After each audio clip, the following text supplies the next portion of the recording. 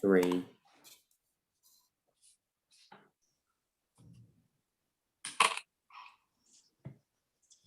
Good afternoon, everyone, and welcome to this meeting of the Mid Sussex District Council Cabinet. I'm Councillor Jonathan Shivers, the leader of the council. For the benefit of the members of the public watching on YouTube, we will begin by the roll call, where I'll ask members of the Cabinet to confirm their presence. We're also joined by members of the council's management team and other officers who will either be presenting reports on items on the agenda or who are democratic services officers supporting the conduct of this meeting. So I'll carry out the roll call first. So I'll ask members when called to unmute themselves and confirm that they are present. Councillor Wellenberg. Present. Councillor Belsey. Present. Councillor Demir. Present. Councillor Hillier. Present. Councillor Salisbury. Present. And Councillor Webster. Present, and I apologise, Chairman, for the fact that my camera is not working. No, that's fine. And welcome to Councillor Salisbury as the first formal meeting of the Cabinet following your appointment to the Cabinet. Welcome indeed. I'll turn now to the Solicitors of the Council, Tom Clark, to read out the virtual meeting explanation. Thank you, Chairman. This meeting is being held virtually in accordance with the local authorities' executive arrangement meetings and access to information regulations 2012, which allow Cabinet to meet virtually. Thank you. Thank you, Mr. Clark. Agenda item 2 is to receive any declarations of interest from members in respect of any matter on the agenda. Colleagues, are there any declarations to make? I don't see any declarations, so we'll move to item 3 to receive any apologies for absence, and I don't believe that we have any. So we'll go to item 4, which is to confirm the meeting minutes from the meeting on the 7th of June, which are in our packs. Councillor Hillier. Thank you, Lead. Yeah, I just want to query the minute on page 6 of our papers, the 4th paragraph down, which starts the Cabinet Member for Economic Growth thanked the officers, etc. I'm fairly certain that that was not me. It delves into areas I wouldn't comment upon. We think perhaps it may be attributable to Councillor Belsey, but that was not me. So I don't know if officers confirm that they've identified the paragraph I'm talking about. It weren't me. Thank you very much, Councillor Hillier, and I think Councillor Belsey identifies that might have been him. Yeah. So we can just correct that part of the record. Thank you. So with that amendment, are those minutes agreed? Can I ask members to just vote on the yes and no buttons, please, that can be found in the reactions tab.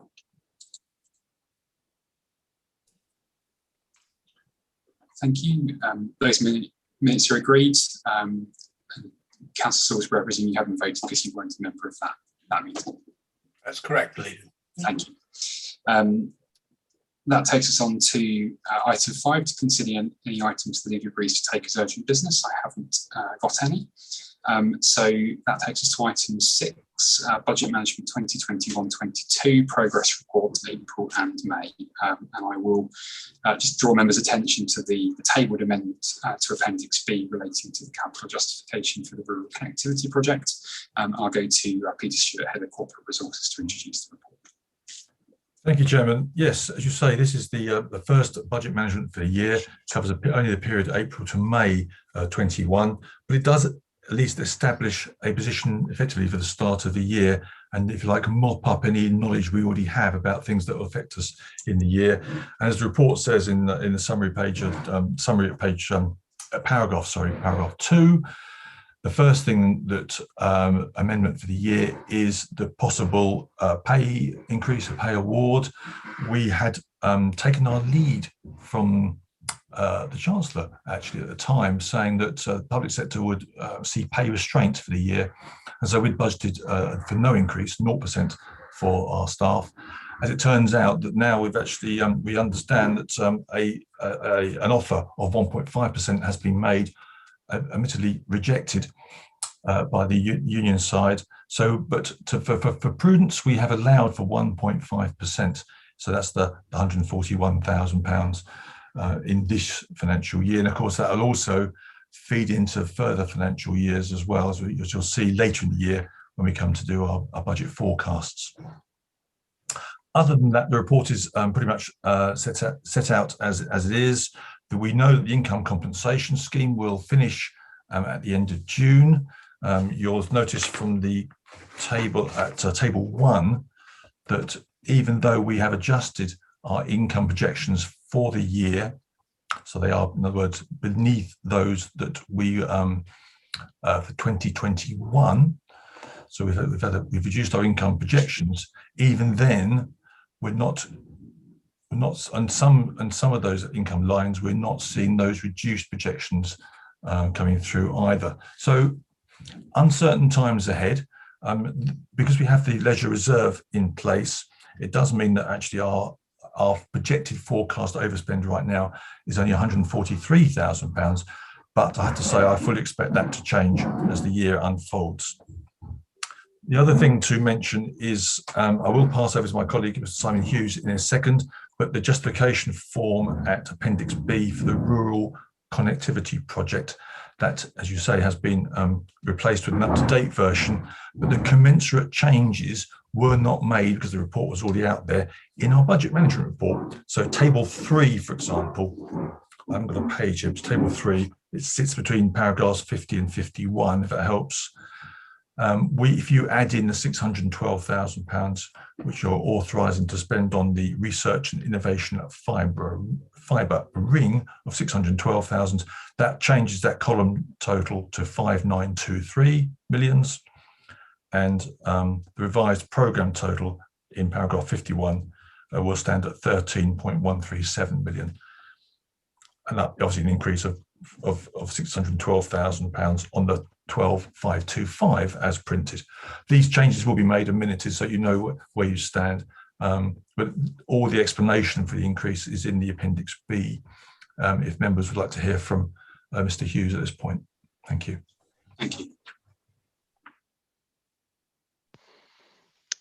Thank you, Leader and Peter. Yes, the capital justification form was amended to reflect an inter-authority agreement we've reached with Brighton and Hove City Council to provide project management and design expertise to enable them to deliver their LEP-funded scheme, as Peter have said.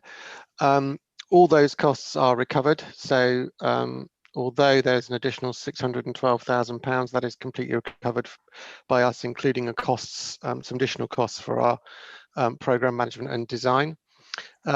The reason we are providing that is we have delivered, as you'll be aware, a number of other fibre projects. We have particular expertise, which places us in a very good position to enable Brighton Hove to do this.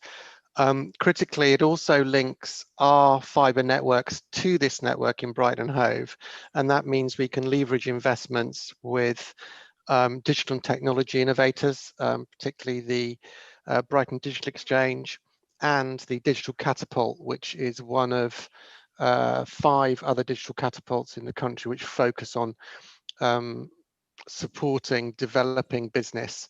And what this does is enables that test bed, if you like, to be extended up through our network into our communities, creating further businesses and work opportunities. Thank you, Chairman. Thank you very much for that, Mr. Stewart and Mr. Hughes. I'll turn first to the Deputy Portfolio Holder, Councillor Welland. Thank you, Chairman. It's rather unfortunate that we are going to have an overspend, but it could be a lot worse. And of course, we've only got the first 2 months of the year. We don't know what's going to happen with the pandemic, so we're quite right to be as prudent as we are. However, we do need to meet our climate change targets and do what we can to I suppose, offset climate change. And a number of our capital projects are all about that and all about the pandemic. And there are project justification details for the air quality, the place and connectivity programme, and the full fibre, as we've just heard from Simon Hughes. but I wanted to point out to colleagues that the Burgess Hill Place and Connectivity Programme, it does have funding, and the funding is there and will continue to be used, but there has always been Section 106 monies that need to be used for match funding. And I just wanted to draw that to colleagues' attention. I don't have any particular questions for Mr. Stewart, unless he knows something about the future that none of us do. But I feel it is a good start for the year under the circumstances. Thank you. Thank you, Councillor Hillier. Thank you, Leader. I've got comments to make on 3 areas, but before I start, just to commend officers and everybody involved once again on the digital fibre. It is such an exciting project that is being handled on budget and on time. Massively commendable. I think the residents of Mid Sussex will be seen to be very fortunate.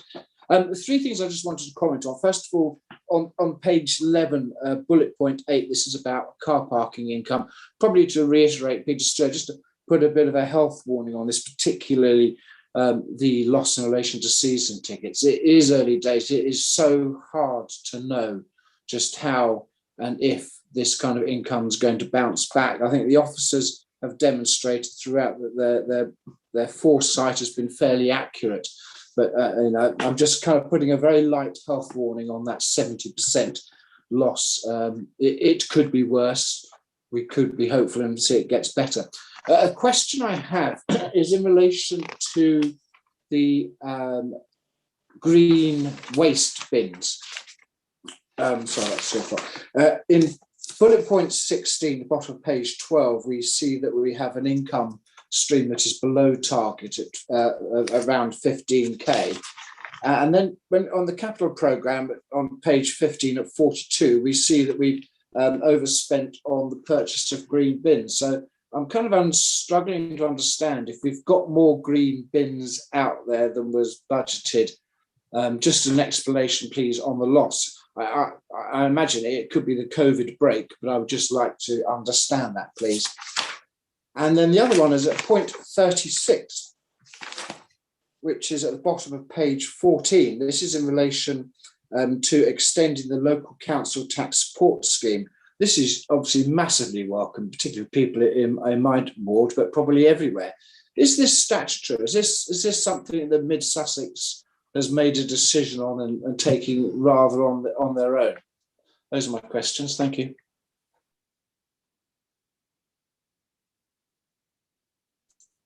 Councillor Hillier. Mr. Stewart, can you start with this? Well, the second question actually it should be more really directed towards Councillor Demir, because she has signed off. In fact, I should stop there really and let Councillor Demir talk about it. Thank you. Councillor Demir. Hi, yes, this was a decision that we made as a council, and I signed it off because we feel that everything that we can do to help our residents who are in challenging places at the moment. It was not quite as much as last year, but it's still worth doing. So we made the decision and I signed that decision off.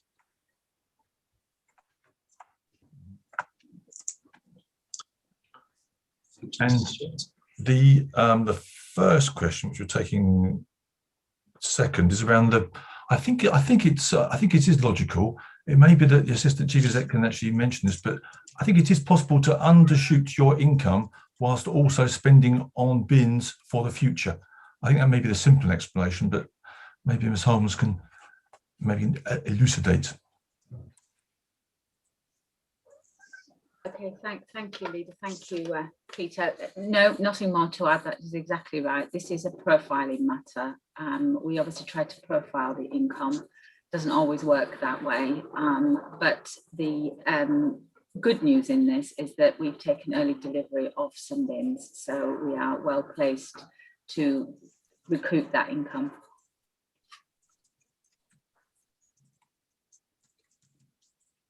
Thank you, Councillor Demir. Thank you, and thank you, Peter, and you, Councillor Llewellyn Burke. for a very good report, and well done regarding the fibre. A couple of questions, and it could be a typo, but I noticed the cabinet member is listed as Councillor Hillier. I thought it was me, but that's not really important. Just well done on it, and fantastic that we're working with Brighton and Hove and that those costs are covered. So well done. My question, and I do understand, as Councillor Llewellyn Burke said, that we need to be prudent at this point after only 2 months. But para 17 regarding the leisure, the management fee from the leisure centre, we include the loss of the management fee for the remainder of the financial year and possibly for future years. I wondered at some point if we could have an update on, because I'm assuming as they have certainly become very, very popular, an update on how the figures are and when we will start to be getting some fee income, because it can't be that far away. And let's hope it's not for future years, although I do understand you're being prudent. I'd also like to say well done in putting through paragraph 27, approved the sum for specific reserve for rough sleepers this winter, and I'm very glad to see that. And that's it for now until I find my other note. Thank you. Thanks. Judy Holmes, Assistant Chief Executive, to respond to that. Yes, thank you. It's clearly, as Councillor Burke's already indicated, very difficult to predict and to budget in these uncertain times. And you'll be aware that the contract requires the council to support the leisure service during these times, and that's what we have been doing. We've been also working really closely with them to try to help them manage their costs, so manage down their costs and increase their income. But obviously this has to be done within the confines of any restrictions, any government restrictions, but also on what the appetite of the participants, the attendees has for also coming back to the service. So there is a fine balance always between providing a safe and secure environment, but also ensuring that we're increasing the capacity, as indeed we are now able to do. And until such time as we are sure about that, it's very difficult to predict when we can likely to see a return to actually a management fee, let alone not having to continue to support the service. And we have engaged consultants to help advise us with this, and we will continue to monitor this as carefully as we can, and meet regularly, as you would imagine, with Places Leisure to encourage them and support them in their work. But at this stage, it would be very, very difficult to predict when we'll be in a position of not having to support the service and actually getting an income back. Thank you very much. Colleagues, I haven't got anyone else indicated on Councillor. So did you say Councillor Hillier? I did, yes. Yeah, no, sorry, I didn't catch that. Thanks. Yeah. Just one more quick question. This is in relation to the capital programme, pages 24 and 25. Excellent to see this initiative about air quality in East Grinstead. I had the privilege of being up in that area with Councillors Belsey and Webster only last week, and it's good to see. But I'm just confused. On page 25, in that central table, it talks additional capital revenue cost, 15k with a maintenance budget of 5k. The maintenance budget is absolutely fine. I was wondering what the 15k was before, because obviously if we see at the bottom of page 24, we're looking to purchase a second-hand unit at £1,400. And I just wondered if those figures needed amending or I've missed some other capital cost. Thank you very much. Thank you, Councillor Hooley.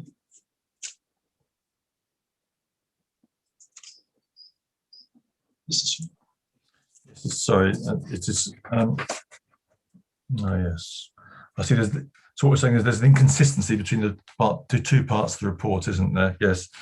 I'm going to go with the Appendix B, Air Quality Monitoring Station justification details, just simply because it's a slightly higher figure to give us some latitude, some leeway, and effectively amend paragraph 43 to suit the appendix. Okay, thank you for that. I don't have anyone else indicating to speak, so we'll wrap the item up there. And I think, useful report to have as the first couple of months for the year, and I think we'll have to keep a very close eye on the projected overspend, particularly now we're out of that period of time where the government is underwriting some of the income losses as a result of the pandemic, and we'll have to see how income recovers as we sort of move out of some of those restrictions. So I think probably next time we meet for this report, we'll probably be in a better place to judge what the full year impact of that will be, but we'll clearly have to keep quite a close eye on it, given the projections made at the moment. I'll take members to the recommendations then, which are set out in the report on page 9, little 1 down to little 18, sorry, little 13. I'll take those on block and ask members to use the yes and no buttons to confirm whether they are happy to agree those recommendations, please. Members have voted unanimously in favour, so those recommendations are agreed. Thank you. Let's go then to item 7, the Copthorne Neighbourhood Plan. I'll turn to Judy Holmes, the Assistant Chief Executive, to introduce this report. Thank you, Chair. In fact, I'm going to ask Andrew Marsh to introduce the report, but just suffice it to say that this is a well-trodden path now for Cabinet, insofar as we have made very good progress in delivering neighbourhood plans. I'm really pleased to say, and this will be our 19th plan, I believe, and just one left for Council to make. If it's okay, I'll just pass to Andrew, who will just run through the details of this particular neighbourhood plan. Thank you. Andrew. Thank you, Judy. Thank you, Leader. As Judy said, we have 18 neighbourhood plans already made. The Copthorne neighbourhood plan will be the 19th to successfully go through the examination process, and Cabinet is recommended to approve the Copthorne neighbourhood plan for referendum, which is the next formal stage in the making process. The Parish Council requested designation of the neighbourhood plan area in 2012. Work on an initial plan was paused in 2017, but then restarted with a revised plan subject to its first round of consultation in September last year. This was submitted to the District Council for consultation and examination in February, with consultation responses submitted to the examiner alongside the plan and its evidence. The appointed examiner reviewed the neighbourhood plan to ensure that it meets the basic conditions as it's required to do by legislation, and submitted his report to us in June this year. His conclusion was that it met all of the legal requirements and contained the recommendation that it should proceed to referendum, subject to some recommended modifications which are set out in Appendix 1 of your report. The officers have reviewed the examiner's report and agree with the proposed recommendations as set out. And importantly, the Parish Council, as it's their plan, has also confirmed that they accept the examiner's recommendations. So subject to Cabinet's recommendation this afternoon, the Copthorne Neighbourhood Plan will proceed to referendum. That's provisionally been agreed for Thursday, September the 16th this year. And if over 50% of those vote in favour, the plan can be made by Council. We're anticipating that will be the September meeting to be confirmed. And subject to Council's agreement that evening, it would form part of the development plan used in the assessment and determination of planning applications. I'm happy to take any questions. Thank you, Mr. Marsh. I'll turn to the portfolio holder first, Councillor Salisbury. Thank you. I think it's been very helpful that the parish council have accepted the examiner's recommendations of this in full, which therefore makes our task rather simple because our officers have vetted it and they're satisfied with the amendments as well.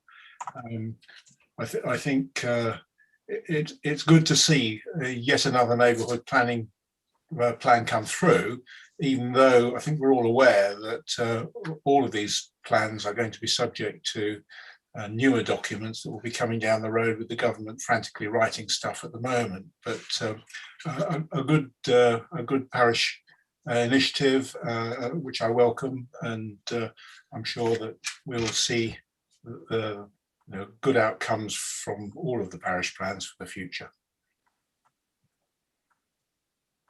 So I would recommend it to the Cabinet. Thank you very much, Councillor Salisbury. Are there any other members wishing to speak? Councillor Hillier? Thank you. Yeah, I'm very happy to accept that recommendation and we'll be supporting it. I'll just ask a question as I would. I mean, obviously the amends that we've been asked to make, as ever, probably slightly favour the developer. The one I wanted to ask about, and it's purely for information, but this is going to be happening a lot. Page 55, policy CNP 14.2. This is about talking about the loss of employment, floor space and land, which we are starting to see more and more of over the district, and in some places quite an alarming rate. And I was wondering if an officer could just help me. It says the purpose is no longer viable. I just wanted to inquire, what is the test for that, please? Because I think this is going to be a huge problem for our communities. People able to take a profit on their buildings by converting to residential, leaving us with floor space. I just find it helpful to understand that what the test is. Thank you. Thank you, Councillor Hillier. There is no test as set out by the District Council as yet. However, the inspector for the sites DPD in considering policy SA34, SA34 is one that seeks to retain employment space, has come to the same conclusion in effect and requested that we put in some wording related to a viability test. That's still to be agreed, but it's normally in the lines of it's been marketed for a certain length of time. That seems to be quite a common one. I know other local authorities have a test on that basis. So still to be agreed, but as that would be the latest plan, the DPD, that's where the test would come in.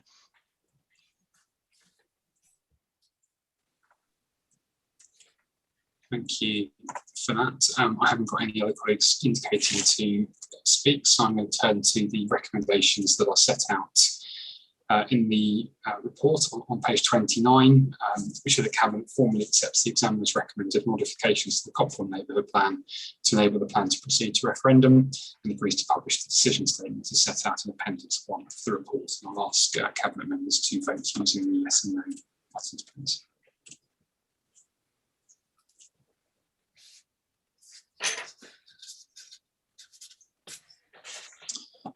Thank you, and that vote is unanimous, and so those recommendations are agreed.